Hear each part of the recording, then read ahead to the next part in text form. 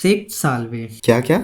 अरे वो कुछ दिनों से डुओलिंगो पर लैटिन सीख रहा था तो वहीं से सीखा। बाय द वे सेल्वे को लैटिन लैंग्वेज में हेलो बोलते हैं। तो जैसा कि आपको पता है कि हम लोग घर आ गए थे, और जिसको नहीं पता वो तो वो लोग जाकर पहले लास्ट एपिसोड देख सकते हैं जिसका लिंक आपको डिस्क्रिप्शन में मिल जाएगा। हाँ, तो हम लोगों के वापस आने का कारण था मुझे फैमिली के साथ राजस्थान में बने बागड़ मंदिर जाना था तो वापस आना पड़ा। बट हम लोग यहाँ कहाँ रुकने वाले थे। जैसे ही मैं वापस आया फिर मथुरा और वृंदावन जाने का प्लान बन गया। पॉइंट टू बी नोटेड कि हमारा प्लान सिर्फ मथुरा और वृंदावन का था। तो 15 अक्टूबर की सुबह सुबह 5:10 पर 3 लड़के, मैं, शिवम और कृष्णा, कासगंज स्टेशन से मथुरा जंक्शन के लिए ट्रेन में चढ़ जाते हैं। हाँ, इस वाली ट्रेन में हम आराम से चढ़ गए थे।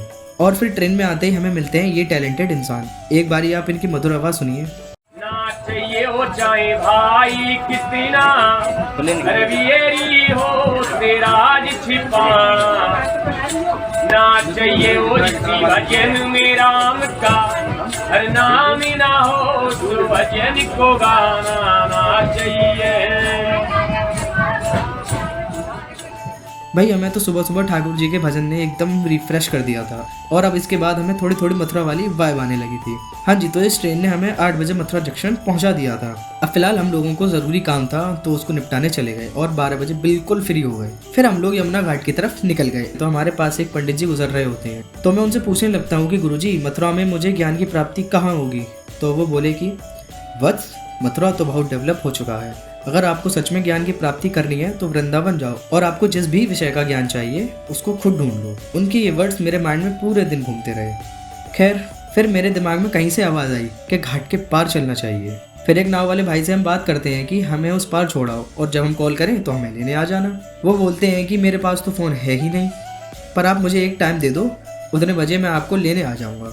तो हम लोग भी उनकी बात से एग्री करते हैं और 2 बजे का टाइम देकर नाव में चढ़ जाते हैं। प्लीज इसको लाइक और फॉलो करके आगे बढ़ा दीजिए। ये लड़का बहुत ही मेहनत कर रहा है, प्लीज इस वीडियो को वायरल कर दो। अच्छा हाँ, ये भाई हमें एक बात और बताते हैं कि हम जिस जगह जा रहे हैं वहाँ कान्हा जी गौ चराने लाया करते थे। अब आप लीजिए थोड़े क्लिप्स के मजे।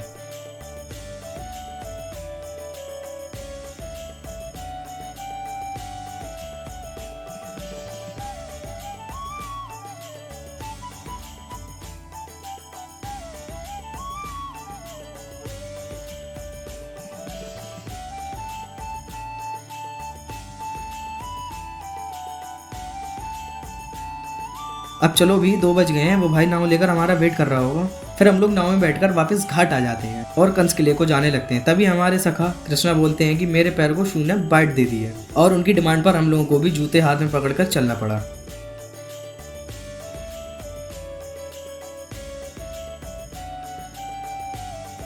अच्छा हाँ, मेरी ये गुजारिश चश्मे पहनने वाले लोगों से है, प्लीज आप जब भी मथुरा जाएं तो जब जरूरत हो तभी चश्मा पहनना, वरना आपके चश्मे का अपहरण आपके सामने ही वानर कर ले जाएंगे और फिरौती में 2 फ्रूटी और एक 10 का नोट मांगेंगे। तो पैदल पैदल हम लोग पहुंच जाते हैं कंस किला। अब यहाँ कुछ सीढ़ियाँ चढ़ने के बाद